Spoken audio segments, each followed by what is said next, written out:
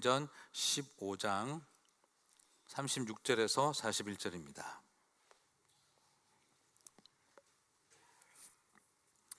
한 절씩 교독하겠습니다. 며칠 후에 바울이 바나바더러 말하되 우리가 주의 말씀을 전한 각 성으로 다시 가서 형제들이 어떠한가 방문하자 하고, 바나바는 마가라 하는 요한도 데리고 가고자 하나 바울은 밤빌리아에서 자기들을 떠나 함께 일하러 가지 아니한 자를 데리고 가는 것이 옳지 않다 하여 서로 심히 다투어 피차 갈라서니 바나바는 마가를 데리고 배 타고 그룹으로 가니 바울은 신라를 택한 후에 형제들에게 주의 은혜에 부탁함을 받고 떠나 수리아와 길리기아로 다니며 교회들을 경고하게 경고하게 하니라. 하니라. 아멘.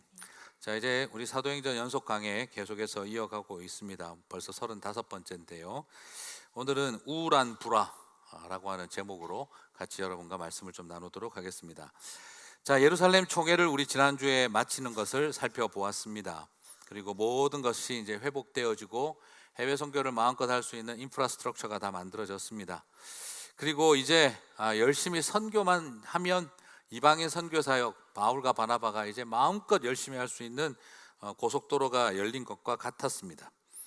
이제부터 더 뭐가 문제가 될까? 열심히 교회 사역하고 교회 세우고 하나님의 선교만 하면 다 되지 않겠나 하는 생각이 드는데, 이제부터 또 문제가 또 생깁니다. 예루살렘의 바리새파 출신들과 갈등을 풀고 나니 이제는 함께 손잡고 사역해왔던 바울과 바나바 사이에 오랫동안 누적되었던 갈등이 폭발하고 있는 것을 보게 되어집니다. 그런 관계이죠. 안디옥 교회를 같이 개척했습니다. 설립 목사이면서 또 바울은 어쩌면 다음 목사로 이렇게 왔다고 해도 될 만큼 그런 같이 교회를 개척한 관계입니다. 더더구나 세계 최초의 이방인 첫 선교사로 파트너십으로 함께 했던 분들입니다. 자, 그런데 이 두 분 사이가 심각하게 갈라져 버렸습니다. 모든 재산을 팔아 다 갖다 바칠 만큼 헌신된 사람이 바나바지 않습니까? 그리고 또한 바울은 어떻습니까? 인생의 밑바닥을 찍고 정말 아무것도 보이지 않는 생사를 넘어갈 만큼의 고통스러웠던 시간을 보내며 예수님을 만난 사람이 바울 아닙니까? 자, 그런데 여기서 우리가 놀라운 것을 봅니다. 전 재산을 팔아서 갖다 바칠 수 있는 사람도 여전히 해결되지 않는 내면의 문제가 가지고 있구나 하는 것이고, 인생의 밑바닥을 찍고 예수님을 만난 바울도 또 여전히 인생 밑바닥 찍을 것이 남아있다는 것을 발견하게 됩니다. 맞습니다. 전 재산을 갖다 바쳐도 내 자존심과 내 생각까지 갖다 바치기는 어렵습니다. 그렇습니다. 죽었다가 살아나도 아직 내 고집과 내 생각은 시퍼렇게 살아있는 경우가 많이 있습니다. 우리는 오늘 바나바를 통해 그 모습을 보고 바울을 통해 그 모습을 보게 되어집니다. 어쩌면 그게 그분들의 모습이었고 또한 지금 우리들의 모습이기도 합니다. 성령을 그렇게 체험하고 기독교적 그 공산사회에 가까울 만큼의 그런 커뮤니티도 경험하고 그 엄청난 일들을 경험하고 난 다음에도 자신의 생각과 자신의 고집은 그거보다 훨씬 더 강하다는 것을 발견하게 되기도 한다는 것이죠. 지금까지 초대교회의 가장 심각한 갈등의 원인은 우리는 그렇게 생각해 왔습니다. 이 바리새파 출신 기독교인들이 문제다. 혹은 예루살렘의 장로들과 사도들이 이 친율법적 성향과 그리고 자민족 중심주의, 에트노센트릭 애티튜드가 이게 좀 문제다. 그들은 매우 국수적이고 또 유대인 제일주의 문화가 너무 강하다. 자기들이야말로 장자라고 하는 1번지 의식을 너무 강하게 가지고 있고 그것이 권력적 모습으로 예루살렘 교회에서 나타나고 있다. 참 문제다라고 생각을 했습니다. 하지만 오늘 본문에서 우리는 발견합니다. 바울과 바나바 안에도 자기중심주의, 자기 제일주의, 1번지 의식이 그대로 존재하고 있었다는 것이죠. 그들도 문제였지만 바울과 바나바도 마찬가지였다라는 것을 보게 되어집니다. 예루살렘과 갈등할 때는 서로 한 마음으로 예루살렘 바리새파 출신들과 장로들과 사도들을 설득하기 위해서 같이 함께 한 마음으로 손을 잡고 열심히 최선을 다했던 바울과 바나바가 이렇게까지 싸우게 될 줄은 몰랐습니다. 얼마나 싸웠는지 한번 볼까요?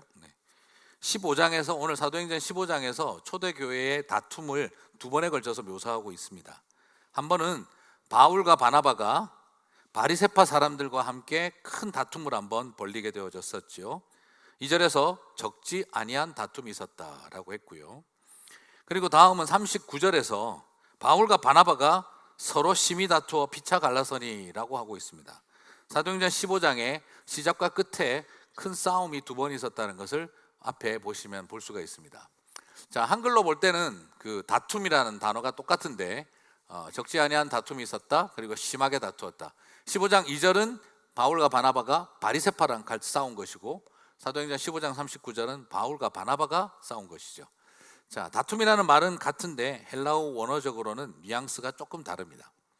자, 어떻게 다르냐면 2절의 저 다툼은 원어적인 배경이 폭동에서 나온 소란을 뜻합니다. 자, 폭동과 소란에서 파생된 단어, 바울 및 바나바와 바리새파 사이에 거의 폭동 같은 싸움이 있었다. 다음 두 번째, 사도행전 15장 39절에 바울과 바나바가 서로 다투었다는 이 심히 다투어라는 헬라어 단어는 정확하게 어디서 나온 단어냐 그러면 발작하다에서 나온 단어입니다. 자, 어느 정도 싸웠다고요? 발작하듯이 싸웠다고 말할 수가 있겠습니다. 누구 싸움이 더 심한 것 같으세요? 그래도 바울과 바나바는 적당히 싸웠겠지 싶었는데 바울과 바나바도 발작하듯이 싸웠고, 또 바울과 바나바와 바리새파는 폭동 일으키듯이 갈등했다라고 되어져 있습니다. 한마디로 정리하면 15장에 교회 안에 일어났던 갈등의 모습은 폭동이 지나가고 발작이 일어났다는 거의 그런 뉘앙스를 주는 것에 가깝다 하는 것을 발견할 수가 있습니다. 자, 그 힘들었던 갈등을 그렇게 은혜롭게 잘 해결하고 난 다음 다시 이 우울한 갈등이 일어났다는 것이죠. 여러분, 아이고 그분들 왜 그랬을까라고 싶지만 어쩌면 우리가 지난 이민교회에서 겪어왔던 모습이기도 하다 하는 생각을 할 수 있습니다. 초대교회의 다툼, 한 번은 폭동이었고 한 번은 발작이었습니다. 우리 자신도 어쩌면 폭동 일으키듯이, 우리도 어쩌면 대단히 그렇게 말하고 싶지 않지만 나도 교회 안에서 발작하듯이 다툼하고 갈등했던 것이 있을 수 있었구나 하는 것을 우리들에게 보여주고 있는 대목입니다. 자, 이 모든 갈등은 누구 때문인 걸까요? 무엇 때문입니까? 마가 때문에 일어난 일이다. 마가와 같이 갈 것인가 말 것인가, 누구를 동력자로 삼을 것인가, 이번에 누구를 선교사로 같이 세울 것인가, 누구와 함께 나는 이 일을 동력할 것인가 하는 그 문제 하나 때문에 오늘 이 엄청난 갈등이 벌어졌습니다. 사실 이게 그렇게 중요한 문제였을까요? 마가가 따라가고 안 따라가고에 따라 하나님의 역사가 뒤집어지고 막 그럴 일이었을까요? 하긴 뭐 우리 부부 싸움 큰일 때문에 싸우셨습니까? 그죠? 부모와 자식 간에 무슨 대단한 한국 역사와 조국의 운명을 건 이슈 때문에 갈등하신 적은 없으실 겁니다. 그냥 별거 아닌 것 때문에 다 그렇게 되는 거죠. 오늘도 마찬가지입니다. 바나바는 마가를 데리고 가자는 입장, 바울은 아니다, 중간에 그렇게 포기하고 떠나버린 사람 또 데리고 갈 수 없다 하는 입장이었습니다. 많은 분들이 여기서 생각을 합니다. 누가 맞는 걸까? 여러분 생각할 때 바울이 맞나요? 바나바가 맞나요? 여러분이 만약 이 일의 재판관이라고 한다면 여러분이 이 두 사람에게 누구 손을 들어 주시겠습니까? 마가를 데리고 가는 것이 옳다, 마가를 안 데리고 가는 것이 옳다. 어느 누구도 누가 맞다라고 감히 말할 수가 없습니다. 물론 많은 분들이 여기서 바울은 좀 목사님 일중심인 것 같아요, 바나바는 반면에 이 사람과 관계 중심인 것 같아요, 그런 의미에서 저는 바나바에게 좀 더 점수를 주고 싶습니다 라고 말하기도 합니다. 하지만 관계 중심인 분이 이렇게 발작하듯이 싸우는 것도 좀 이해는 안 되지 않습니까? 자, 우리가 생각하는 것처럼 우리는 생각할 때 이 일에 있어서 바울은 일중심이고 바나바는 사람 중심, 관계 중심이다, 그것도 또한 너무 단순한 논리입니다. 다르게 보면 전혀 다른 이야기가 될 수도 있습니다. 무슨 말이죠? 바나바와 마가는요, 우리가 잘 알고 있는 것처럼 숙부와 조카의 관계입니다. 친인척 관계입니다. 바나바가 관계 중심이었다라고 볼 수도 있지만 다르게 생각하면 너무 팔이 안으로 굽어서 내 집안 사람 챙기는 일에 판단력이 흐려졌다고 볼 수도 있습니다. 더더구나 마가는 초대교회 예루살렘 교회의 첫 개척을 오픈했던 집입니다. 그 집은 굉장히 큰 저택이었고 부자였습니다. 소위 말해서 마가는 엄마 친구 아들 엄친아입니다. 부잣집 크리스찬 가정입니다. 어쩌면 바나바는 너무 여기서 폴리티컬했다라고 봐버릴 수도 있습니다. 마가가 자숙하는 시간을 갖게 해야 하는데 너무 집안 사람이라고 공정함을 잃어버린 태도였다라고 볼 수도 있습니다. 반면 바울은 일 중심이고 한 번 찍은 사람은 끝까지 닳는 스타일이다라고 볼 수도 있겠습니다만, 또 반대로 무엇이 마가를 진정으로 돕는 길인지를 생각해보자라고 말했던 것일 수도 있습니다. 오히려 훈련시켜서 성숙하게 만들기 위해서는 자기 가기 싫으면 그만두고 자기 가고 싶으면 가고, 그렇게 철없이 마음대로 행동해도 되는 어리고 젊은 부잣집 도련님 같은 마가가 이번 기회에 내 하고 싶은 대로 인생 다 되는 거 아니다 하는 거 알게 해줘야 된다. 그래서 힘들지만 광야 학교 보내고 정신 차리게 하는 과정이 필요하다. 그것이 길게 봐서 마가를 돕는 길이다 라고 볼 수도 있는 것입니다. 그렇게 본다면 바울의 선택은 일중심이 아니라 사람을 진정으로 생각한 모습이 될 수도 있는 것입니다. 사람은 갈등하는데 그게 단순하지가 않습니다. 바울은 바울대로, 바나바는 바나바대로 분명히 자기 입장이 있고, 나름 뭐가 더 성경적일까, 교회를 위한 것일까, 하나님의 선교를 위한 것일까를 충분히 설득할 수 있는 능력을 가지고 있는 사람들입니다. 그런데 여러분 사도행전을 자세히 보시면 바울의 입장과 마가의 입장이 어떻게 되어져 있었는지를 구체적으로 하나도 적어놓지 않고 있습니다. 뭐만 남겨놓고 있죠? 발작하듯이 싸웠다는 말만 남겨놓고 있습니다. 무슨 의도일까요? 바울은 바울대로, 바나바는 바나바대로 성경적이고 선교적이고 교회적인 이유를 분명히 가지고 있지만 그거 관심 없다는 것입니다. 너희들이 그것을 가지고 그렇게 심하게 다투었다는 것이 중요하다는 것이죠. 어느 누구도 정당할 수 없다는 겁니다. 여러분, 사실 이거 굉장히 중요한 부분입니다.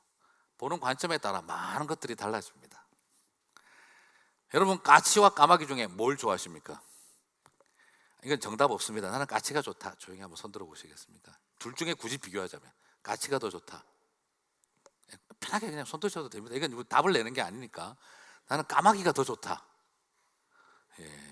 우리 전반적으로 손을 안 드시는 분위기에 그래도 까치를 드신 분이 조금 더 많았네요. 설교 시간에 나 손 들고 이런 거 시키는 게 제일 싫다. 그런 반응이 지금 있으신 거죠. 자, 그런데 까치를 대부분 좋아하시는 게 맞아요. 그래서 한국 사람들은 까치가 아침에 나갈 때 울으면 뭐라고 합니까? 길조라 그러죠. 행운을 가져다 주는 새라고 해서 길조라고 합니다. 하루가 왠지 좋을 것 같아요. 그런데 아침에 딱 나오는데 까마귀가 앞에서 그냥 음침한 소리로 깍깍거리며, 특히나 미국 까마귀 이따만한 똥을 퍽 떨어뜨리면 오늘 하루 정말 흉하겠다, 교통사고 조심해야 되겠다, 이런 생각이 들죠. 그래서 우리는 까마귀를 불행을 가져오는 새라고 흉조라고 부릅니다. 그런데 과수원집 아들인 제 입장에서는 어떨까요? 과수원집 아들인 제 입장에서 까치는 해충처럼 천하에 쓸모없는 나쁜 새입니다. 그래서 해충이라고 하지 않고 해조라고 합니다. 해로운 새라는 뜻이죠. 까마귀는 뭐라고 부르느냐? 농사에 너무너무 도움이 되고 유익하다 그래서 익조라고 부릅니다. 까마귀가 날아오면 육식성이기 때문에 감이나 배를 절대 건드리지 않습니다. 그냥 벌레만 잡아먹습니다. 까치는 와가지고 다 쪼아버리고 갑니다. 그래서 해조라고 부릅니다. 누군가에게 길조라고 여겨지는 까치가 누군가에게는 해충 같은 나쁜 새입니다. 누군가에게는 흉하다고 하는 까마귀가 누군가에게는 굉장히 유익한 새가 되기도 합니다. 그게 우리의 차이입니다. 물론 최근에 와서 또 다른 일이 일어났습니다. 까마귀가 남자의 정력에 좋다 그러자 모두가 잡아먹으려고 난리가 나서 이제 한 마리당 500불이 넘어간다고 합니다. 미국에 까마귀 많으시니 많이 드시기 바랍니다. 흉하든 길하든 이익이 되든 해롭든 정력에 좋다 이러면 모든 걸 이기는 것이 또 우리 한국 사회의 특징입니다. 자, 사람의 관점이라고 하는 것은 이렇게 다를 수 있습니다. 저는 바울이 일중심이다라고 생각하지 않습니다. 단순하게 바나바가 더 옳은 관계 중심이었다라고도 말하고 싶지 않습니다. 일중심이냐 사람 중심이냐 이게 중요한 논점이 아닙니다. 바울이나 바나바나 다 철저하게 죄송하지만 자기중심적이었습니다. 바울은 일중심이고 바나바는 사람과 관계 중심이다가 아니었습니다. 이런 사람들이 부딪힌 이유는 말은 사역을 강조하고 말은 관계를 말했지만 바울도 자기중심이었고 바나바도 자기중심이었기 때문에 부딪힌 것입니다. 가끔 많은 분들이 물어보기도 합니다. 목사님, 일중심으로 해야 합니까? 관계중심, 사람 중심으로 해야 합니까? 질문을 받을 때마다 저는 그렇게 말합니다. 어떤 것도 답이 없습니다. 일중심도 사람 중심도 관계 중심도 그렇게 볼 필요 없습니다. 자기 중심이 되면 안 됩니다. 무엇보다 일중심이냐 사람 중심이냐가 아니라 하나님 중심이어야 합니다 하는 것입니다. 자기 중심적이면은요 일중심이든 관계 중심이든 문제 그 자체가 돼버립니다. 자기 중심적으로 일을 열심히 해도 문제가 되고 자기 중심적으로 관계를 채워가도 그것도 문제입니다. 결국 내 세력 만드는 일이고 내 일 열심히 하고 싶은 것에 불과해버릴 수 있기 때문입니다. 그러나 하나님 중심일 때는 일 중심이든 관계 중심이든 사역 중심이든 사람 중심이든 아무런 의미가 중요하지 않습니다. 모두가 다 동력자가 되는 것입니다. 관계 중심인 사람만 있어서도 안 되기에 일 중심인 사람이 있어야 하고 사람 중심인 사람만 있어서도 안 되기에 사역 중심인 사람도 있어야 하는 거지요. 그럴 때 하나님 중심이면 이 양자는 충돌하는 게 아니라 이 양자는 동력하게 된다는 것입니다. 그래서 더 중요한 것은 하나님 중심으로 사고하는 일이 필요합니다. 자기 중심이 아니라. 모든 갈등의 원인은 마가가 아니라 바울과 바나바 자기 자신이었습니다. 마가 때문에 오늘 이 일이 이렇게 된 것이 아닙니다. 인정하고 싶지는 않겠지만 양보하고 싶지 않았던 그 안에 있었던 생각, 서로 세워주고 싶지 않았던 자존심, 그것이 결국에는 문제가 됐던 것입니다. 옳다 그르다의 문제라고만 볼 필요가 없던 일, 솔직히 말해서 좋고 싫고의 이야기였던 그 일을 사도 바울도 그렇게 말했습니다. 저는 바울이 가장 잘못한 것은 마가를 데리고 가는 것이 옳지 않다라고 했기 때문입니다. 옳지 않은 걸까요? 좋지 않았던 것이죠. 싫었던 것이죠. 바울도 싫었던 것을 틀렸다라고 말하고 싶었던 것입니다. 우리는 여기서 굉장히 중요하게 보는 것이 바로 이것입니다. 옳다 그르다가 아닐 수 있는 이 문제, 누가 한 사람이라도 양보했더라면 될 수 있었던 일, 그리고 서로가 함께 마음을 모았고 서로를 존중했더라면 되었을 일이 아니겠습니까? 마가의 존재가 아니라 양보의 부재, 마가의 존재가 아니라 권위에 대한 상호 존중의 부재가 오늘 이 갈등의 문제였다는 것이죠. 이게 참 그런데 쉬운 일이 아니고 어려운 것은 우리가 권력을 갖기 시작하면 뇌기능에 문제가 생깁니다. 사람이 권력을 갖더니 변했네. 맞습니다. 원래 안 그랬던 사람도 변합니다. 뇌기능이 바뀝니다. 자리가 사람을 만들지만 동시에 자리가 뇌를 망친다고도 합니다.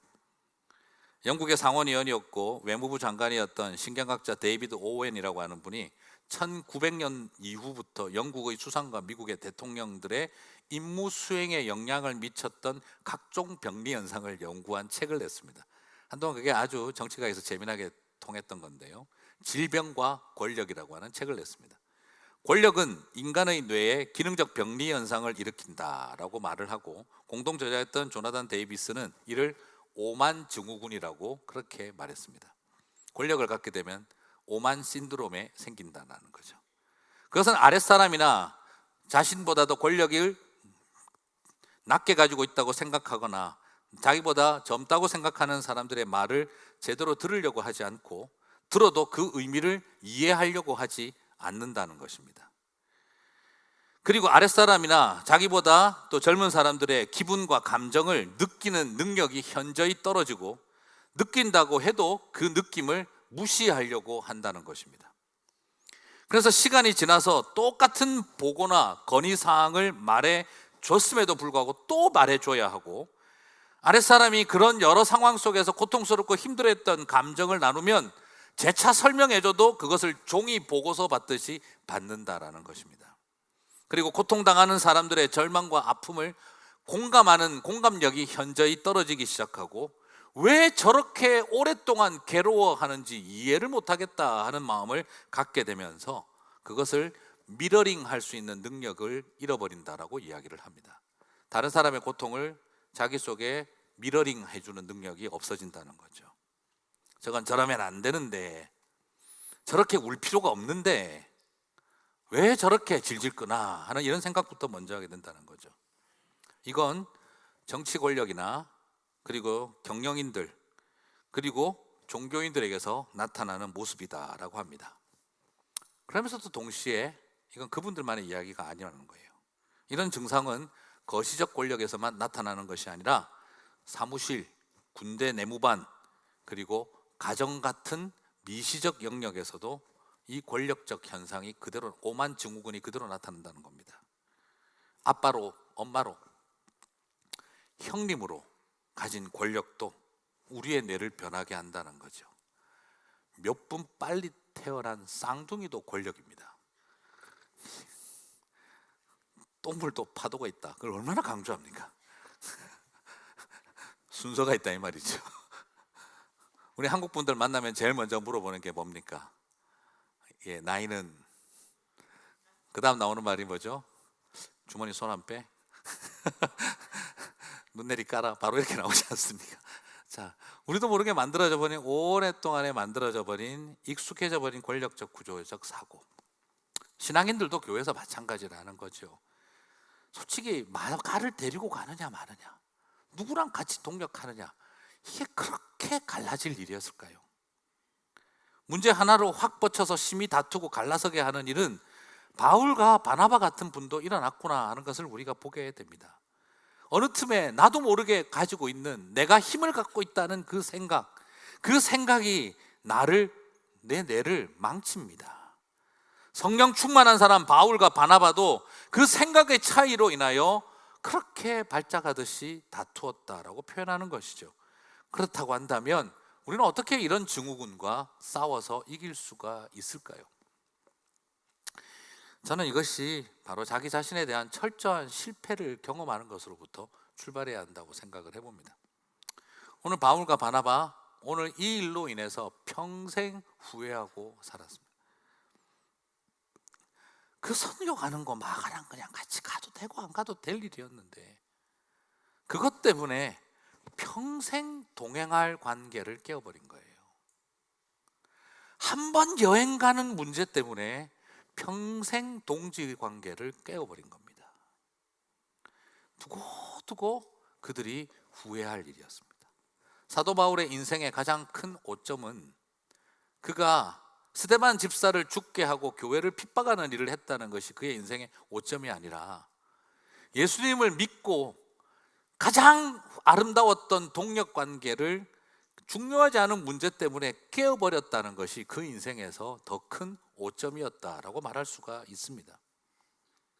그래서 바울은 죽는 순간까지 이 문제를 고민했던 걸 보게 되어집니다. 바울은 마가를 귀하게 여기고 끊임없이 관계를 회복을 시도했습니다.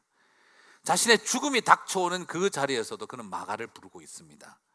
디모데후서 4장 11절 잘 아시죠? 같이 한번 읽어보도록 하겠습니다. 누가만 나와 함께 있느니라. 내가 올 때에 마가를 데리고 오라. 그가 나의 일에 유익하니라. 그의 인생을 거의 이제 마감하는 자리에서 그는 마가를 꼭 데리고 오라고 이야기를 하고 있습니다. 우리는 여기서 보게 되어집니다. 바울의 가슴 속에 꽤 오랫동안 아픈 손가락처럼 남았었구나, 자신의 그 고통이 남았었구나 하는 걸 보게 되는 것이죠. 나중에 바나바와 관계가 회복되어져서 같이 동역했다는 기록이 성경에 없습니다. 하지만 바나바에 대한 신뢰와 존중을 담은 표현을 서신서 곳곳에 남겨놓기도 했습니다.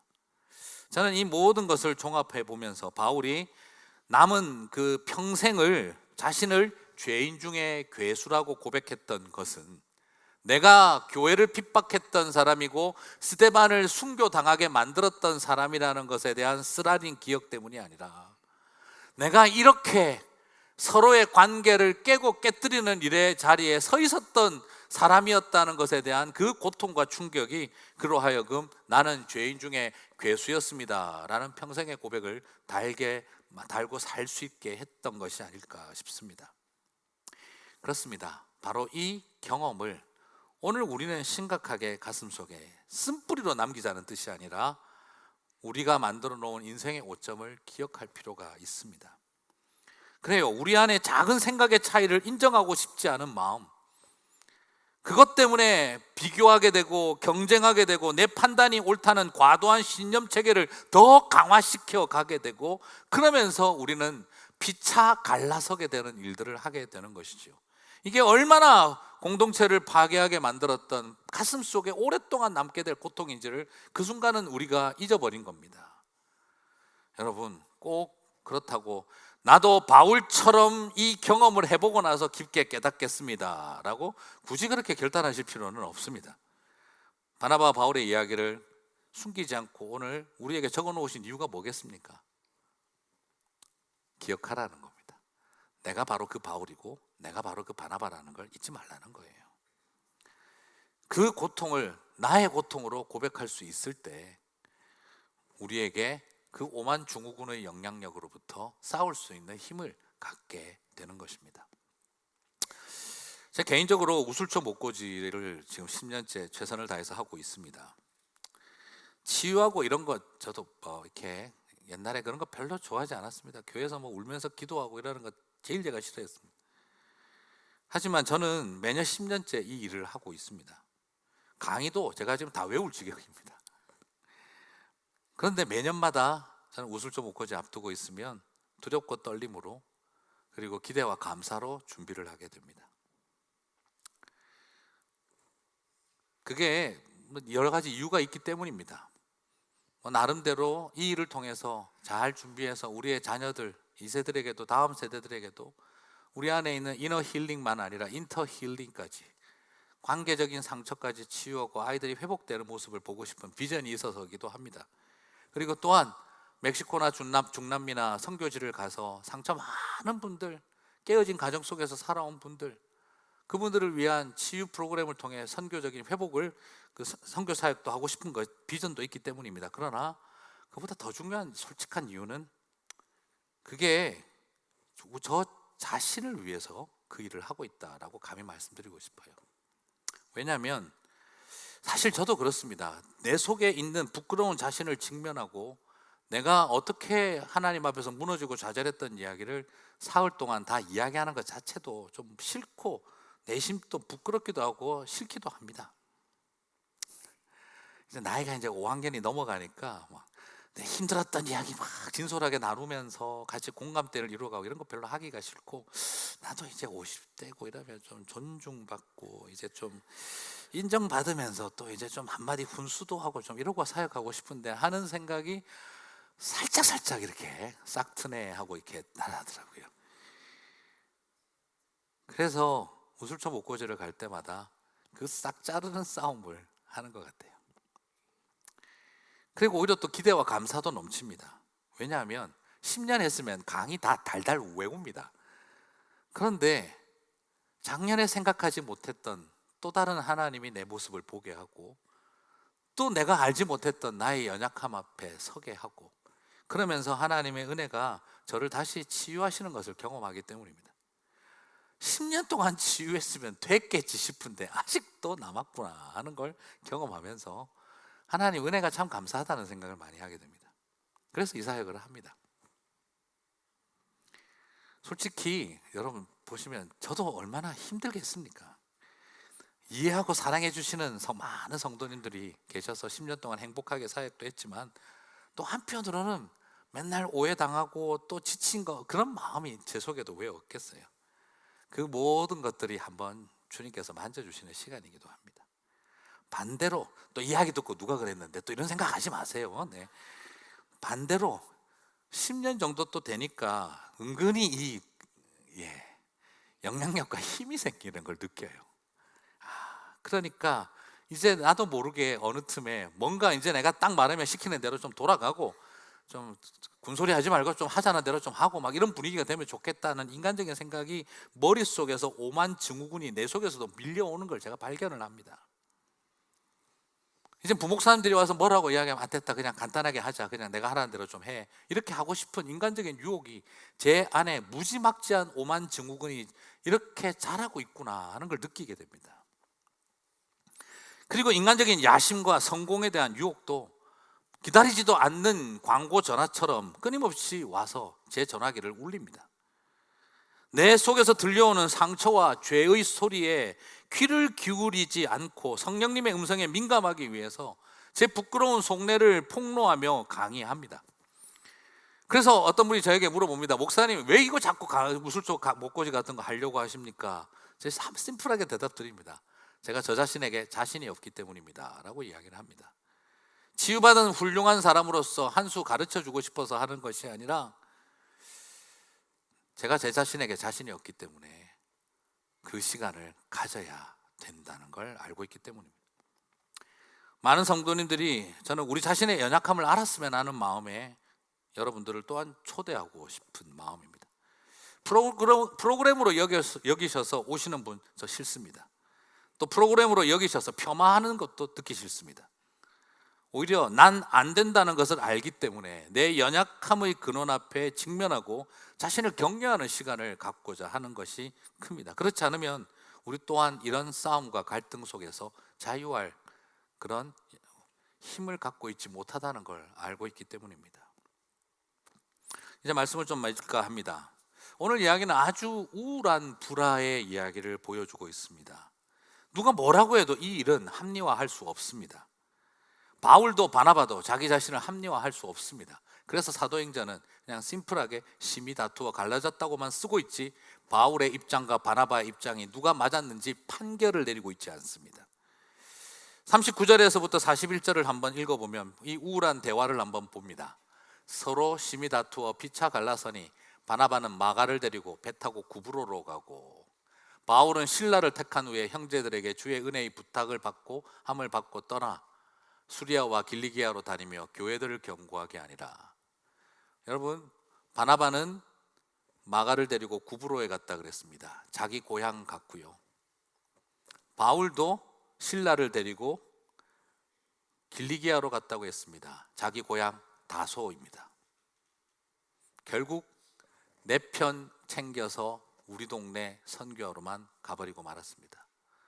결국 이것을 통해 하나님의 선교가 아름답게 이루어졌다는 생각보다는 결국 우리 동네 챙기고 있었던 것 같은 아쉬움도 남습니다. 그래서 오늘 41절을 읽으면서 교회를 경고하게 하니라를 보고 아멘 나오기보다 교회를 경고하게 하니라를 보며 점점점 찍게 되는 그런 마음이기도 합니다. 우울한 불화만큼이나 우울한 선교가 일어난 것이지요. 오늘 마무리는 그러면 우리는 어떻게 해야 되느냐? 목사님, 그래도 교회가 견고히 세워졌다지 않습니까? 그러면 선교가 잘 되면 싸워도 된다라는 귀한 교훈을 받는 걸까요? 이민교회 깨져도 된다, 그 덕택에 교회가 많이 개척되지 않았느냐라고 말할 수 있는 걸까요? 그렇지 않습니다. 그렇다면 오늘 이 마무리 우리는 어떻게 읽어야 하겠을까? 저는 여기서 주여 우린 연약합니다와 주는 완전합니다를 같이 읽어야 한다고 생각합니다. 오늘 우리가 설교 다음에 부를 찬양, 주여 우린 연약합니다, 그 찬양입니다. 거의 가사의 절반이 우린 안 됩니다는 내용이 나옵니다. 그런데 그 찬양의 제목은 뭐인지 아세요? 보통 주여 우린 연약합니다가 제목이겠죠. 그런데 그 찬양의 제목은 주는 완전합니다입니다. 저는 저 찬양을 지은 작사자와 작곡자가 참 깊은 의미를 잘 담아내었다고 생각합니다. 우리 보통 부르는 찬양들 제목 대부분 다 처음 시작하는 표현들입니다. 양적으로 봐도 우린 연약합니다는 양이 더 많습니다. 그런데 이 찬양의 제목은 주여 우린 연약합니다로 끝나는 것이 아니라 주는 완전합니다로 끝이 납니다. 어쩌면 사도행전 15장의 이야기를 보는 것 같습니다. 우린 연약합니다이죠. 그러나 오늘 여기에서 우리가 읽어내야 할 것은 무엇입니까? 주는 완전하십니다입니다. 성경은 제자들이 했던, 사도들이 했던 착한 짓, 이쁜 짓만 기록하고 있지 않습니다. 그들의 실패와 좌절, 그들의 갈등과 수치를 하나도 빠짐없이 다 기록하고 있습니다. 그들이 남들보다 더 나았고 훌륭했기 때문에 쓰임 받았다는 것을 보여주고 있는 게 아닙니다. 그들은 여전히 연약한 사람들이었고, 그리고 성령님께서는, 하나님께서는 이런 연약한 인생들 데리고 사용하셨다라는 것입니다.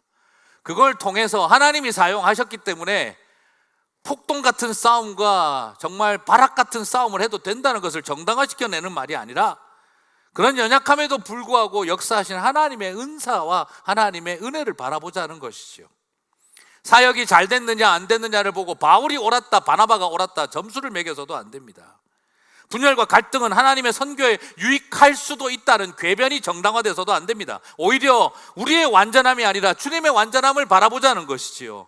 우리의 연약함에도 불구하고 주님의 완전함으로 인해 하나님은 당신의 나라의 일을 펼치고 계신다는 걸 바라보자는 것입니다. 싸우고 분열하고 갈등하는 부끄러운 우리를 정당화하지 말고 우리의 연약함 앞에 정직하게 서고, 그러나 이런 우리들을 데리고도 하나님은 당신의 일을 펼쳐가고 있는 은혜 앞에 감사하는 법을 배웠으면 좋겠습니다. 오늘 본문을 바라보면서 주여 우린 연약합니다를 한없이 읽어낼 수 있습니다. 하지만 그렇게 끝이 나면 안 됩니다. 오늘 본문 41절 마무리를 보고 이 이야기를 마무리 지으면서 우리는 마지막에 나지막하게 고백할 수 있습니다. 주는 완전하십니다 입니다.